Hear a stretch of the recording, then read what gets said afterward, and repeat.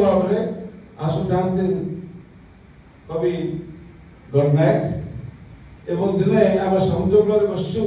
से कहले अरे गुरु प्रसाद तुम सब इतने सब कथा कहूच इलियट लिखि पार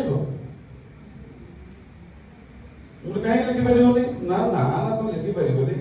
से बंगबंधु बंधु 1948 मसीह से नोबेल प्राइज पाई सारे यहाँ 1960 मसीह एवं T.S. Eliot had conquered the world कविता एवं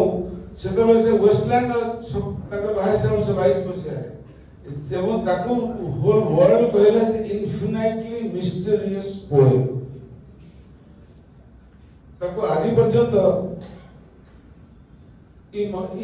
might have tamed the poem but you have not mastered the poem. You might have tamed the poem but you have not mastered the poem. इतने mysterious किंतु कालपुरुष मु बहुत थर पढ़ी छी आदो mysterious कविता नुहे तबे से कहले एवं से चली गले तार मु कोन कहे कली पूर्वस्थ कहया कथा प्रतिदिन मु वेस्टलैंड बोइट धरी समुद्र को जोड़े झामुन आपण देखिथिबे सर्किट हाउस पछपटे से झामुन रे बसे एवं खूब जोर चित्कार करके पढ़े Westland April is the coolest month, breeding lilacs, the dead land, ये भी बहुत पढ़ाई, एंटा कविता पढ़ाई, 3-4 दिन पढ़ली, सबुदिन जाए वो सबुदिन वेस्टलैंड का अपन तिकर चीज़, दिन घंटा संध्या बड़े, वो मनो कौन है लामू लिखी, 40-50 दारी एक केले लिखी दे, एवं ताको जतोले गणनायक आसिले ताको पढ़ेगी, केंद्र लागू ची ना भल लागू ची ता, वो तो भल लागू ची, बहुत बढ़िया है ची, भल, तुम लिखी कर भी पढ़े ताबे चली गले मु मते तो बाक्स रखि दे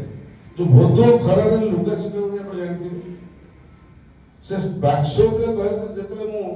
बाक्स बाहर कर लुगा पटा फटा देखली से पोएम रे अछि ताको पढेली मते पर्सनली बहुत बढ़िया लागला बहुत भल लागला भाई एवं मु ताको चेष्टा कली आउ एवं आपण 379 धाडी एवं 379 जोड़े सिटिंग रे शेष कर ताकर कहया कथा एवं मु बहुत पढ़ी छी वेस्टर्न जति की मिस्ट्री अछि त आदो नय जाय कहले अपन वर्तमान किंतु बहुत मिथ तो भक्ति अछि बहुत मिथ एवं से मिथ न जानला जदि आपण जानि परिबे नै ताले किछि जानि परिबे किछि बुझि परिबे नै समालोचना गणे समस्त कहते मिथ तांकर कालपुरुष होछि सबटु श्रेष्ठ कविता 1960 मसिया रे से प्रज्ञा पत्रिका प्रकाशित होता एवं से लिखिले चिठी मत लिखिले जे मु इलियट द्वारा प्रभावित हो कविता लिखी एवं जितेबाला कविता बाहर मानसिंह कथा कहते से कहले एटा वेस्टलैंड बामन अवतार वेस्टलैंड बामन अवतार कटकी संस्करण ऑफ वेस्टलैंड बोली कहते समालोचना कले किंतु चिठी एलियट को निजर परिचित हासिल करने से बहुत विराट कवि होते एवं आपन गोटे आज नुआ कथा कहबी जोटा मो कहले मो इंग्लिश रे बही बाहर छी डोर टू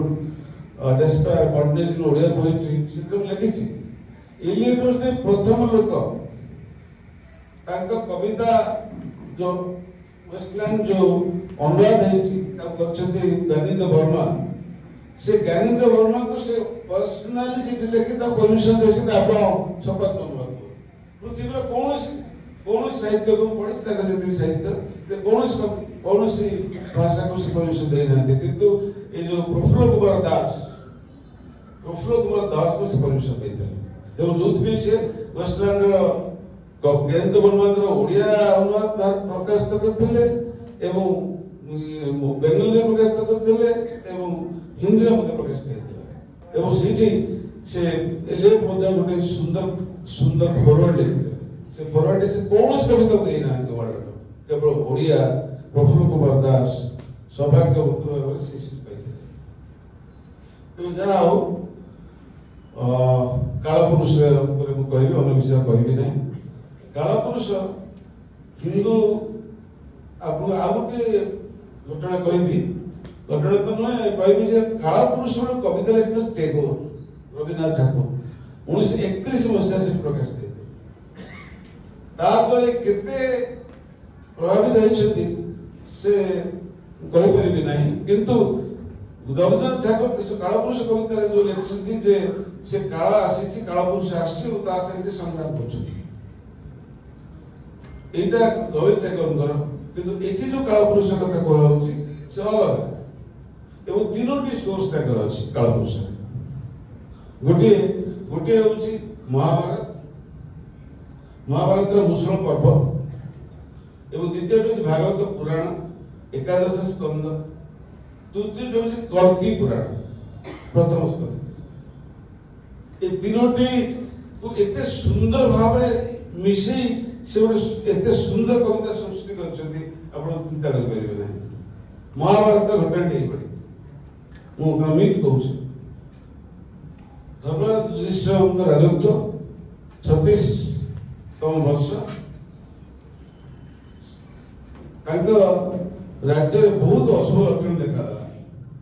आकाश सारा घन कुहुड़ी भर्ती होगा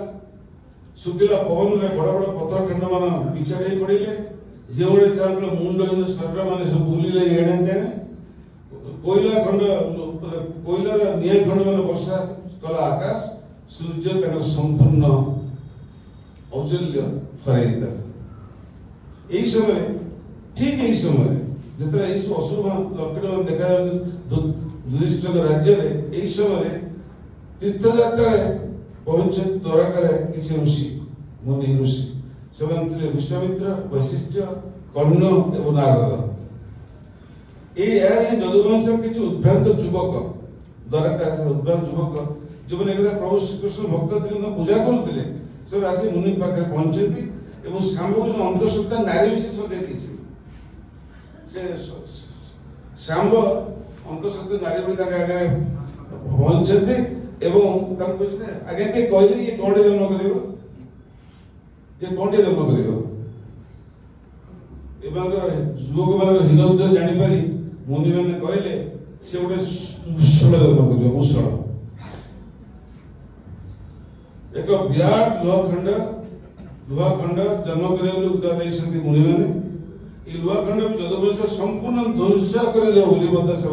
भविष्यवाणी कर लुहाखंड तम entire race will wiped out एवं उग्रसेन बहुत चेष्टा कर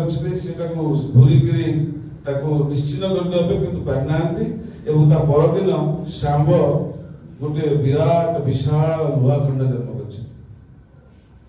समय ठीक यही समय आसी कालपुरुष कालपुरुष कालपुरुष किए तार वर्णना तो बारंबार लिखुन विकृत खंज पुरुष आस पश्चिम पश्चिम भागवत एटा बस महाभारत कहले भागवत को जीवी तबे कालपुरुष महाभारत वर्णना कालपुरुष समुद्र गोटे सुंदर संस्कृत श्लोक पढ़ुली महाभारत संस्कृत महाभारत तद कालपुरुष समुद्र स्थित कृष्ण विद्युत मुख्य दुष्टात भयानक एति भयानक से कालपुरुष थिले जे ताकू जी देखल चलिगला संज्ञा रे देला से एते भीषण भय प्रतिष्ठित ताकू जदुवंश भय थरी उठिले भयानक भय कृष्ण मध्य बात पड़नथिले कारण कृष्ण मध्य श्रीकृष्ण या देखि जादव ध्वंस अवश्यमय बोली संवाद एटा थिला भागवत वर्णना भूषण पत्र एवं भागवत पुराण वर्णना होछि तदा कालपुरुष भूत जदुनम निग्रहाय तमः कालपुरुष सृष्ट सर्वलोक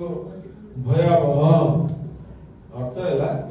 जादव मान ध्वंस में कालपुरुष पश्चिम आसीबे कारण पश्चिम टा होछि डोर ऑफ डेथ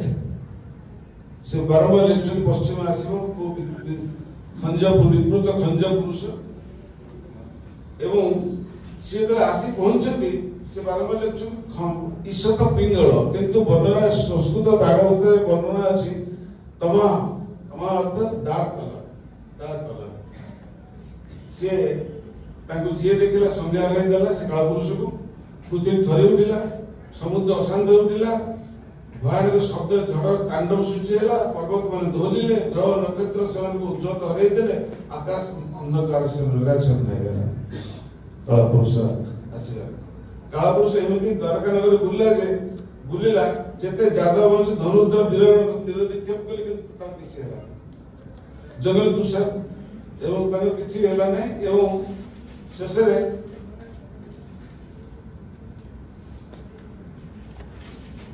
एवं तांकर किसी केते हेला नै एवं मूषा माने छुटिया मूषा आड़िया मूषा माने सब जेतो सोई थांती जादव वंश लोक माने राती रे तांकर नख बाळा खाइ ए बोले थिला कालपुरुष तो सेति भी नै आउ के नीति बंद से एथरे माने दैछन्ती आपनको से आगे धाड़ी लोग पढ़ी तापर आपको नीतिरा कहिबी आए राजा परीक्षित तक्षक दंशन तुमर ध्यान देला राजा प्रायश्चित गोटिए पापर किंतु मोर सम्मुख ए चरित्र एकपाद विशिष्ट वृष पुणी एक उद्भ्रांत धड़ा एक भद्रलोक धड़ा ज्योति पंजाबी धड़ा टोपी धड़ा तार पर्णपुणी ईशत पिंगल जस्टिर आघात वृष आर्तना एकाकृत राजा शेष शेष क्रिया समाप्त तुम राजा परीक्षित नीति कथा कहउछन आपण जानते राजा परीक्षित मिथ प्रयोग करी मनुष्य आधुनिक मनुष्य मृत्यु प्रति भय आतंक चिंता सृष्टि करछन्ति रघुवर प्रसाद धर्म विश्वास प्रतिपन्न ईश्वर तांको बेकचारी के जो बुली आपण जानते नीति कथा कहि दउछि नीति एई पई अर्जुन के पुत्र अभिमन्यु पत्नी उत्तरा दरबार परीक्षित थिला बेले द्रोण के पुत्र अश्वत्थामा हत्या करने ब्रह्मास्त्र प्रयोग करते कहीं प्रयोग करते ना आप जानते कौटी भाव में पिता जे धर्मगुरु थे से द्रोण द्रोण को अपमान मृत्युर प्रतिशोध लाभ से समस्त पांडव संतान मान ध्वंस करने चाहते हत्या करने चाहते एवं ब्रह्मास्त्र प्रयोग करते एवं ब्रह्मास्त्र शक्तिशाली आलोक विकिरण एते भयंकर थिला जे वही जाइए उदार एवं से स्टिल बर्न बेबी को जन्म देते किंतु इतर सुभद्रा शाशु भगवान श्रीकृष्ण प्रार्थना कले श्रीकृष्ण आसी उद्धार करते पिलाटी जन्म एवं समग्र परीक्षित हस्त राज सिंहासन अलंकृत करती एवं पारित उद्देश्य जंगल को जाती बहुत सुंदर सुंदर गपटी आप शुणी जंगल दुष्यंत राजा तृषा मेंटेवा से जंगल मध्य कुटीर को जाती कुटीर ध्यान श्रमिक ध्यान ऋषि था श्रमिक से तृषा कहते हे प्रभु मत जल दिए तृषार्थ अच्छी कि तो ध्यानमग्न से केमती शुणी पारे से शुणी पारे एवं कि उत्तर मत दे पारे ना एणु कौन कले परीक्षित गोटे मला साप को उठे आनी बेकर गुड़े जो श्रृंगी श्रृंगी हूँ सौमित्र पुत्र जो जानिले जे पिता को एवढे अपमानित कर परीक्षित राजा परीक्षित से अभिशाप दे 7 दिन मध्य तुमको तक्षक दंशन कर निश्चित तो मृत्यु निश्चित एवं राजा भयभीत हो गए से गोटे खंब निर्माण कले खंबर विराट प्रासाद निर्माण कले से किए चारे सशस्त्र प्रहरी भी रही किंतु तक्षक गोटे छोट पोक गोटे फल भर लुचि से प्रासाद भर प्रवेश कले एवं निज रूप आसी दंशन कले किंतु सुसमय से कहते आहे राजा परीक्षित तक्षक दंशन तुम ध्यान देला तक्षक दंशन तुम ध्यान देला प्रायश्चित गोटे पाप तुम कर पाप कौन कर गुड़े गोटे मला साप गोटे जड़े ऋषि ध्यानरत ऋषि बेकर से तमें मृत्यु तुम नष्ट एवं तापर जो कहते धड़ा टोपी धड़ा ये सबूर प्रत्येक एते सुंदर से वर्णना करते सुंदर से वर्णना कर